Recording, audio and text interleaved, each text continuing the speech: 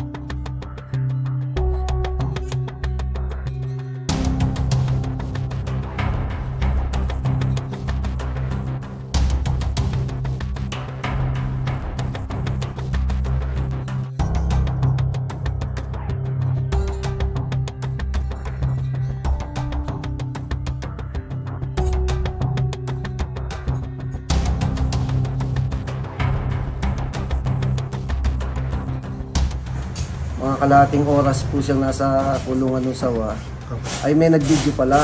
Actually, yung alaga kong sawa ay natakot ako, baka kagatin, magkasugat. Kasi may ano siya, may pangil yung ano eh, yung aso. So ngayon po, ang ginawa ko po, pinalabas ko na lang po.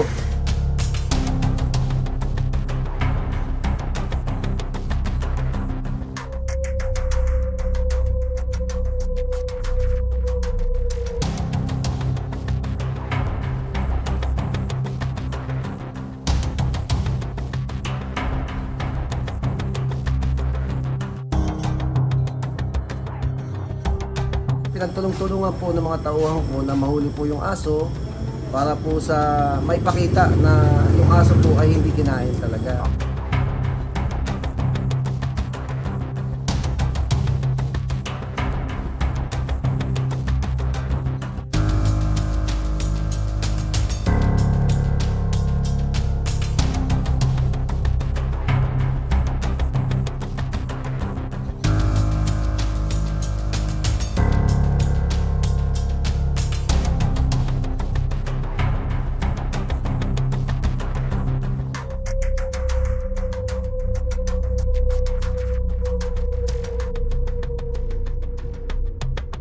Wala naman po akong intensyon na masama. Tapos yun lang po. Nakita ko naman po yung aso ay safe naman po. Oh, safe naman. Na-rescue naman po.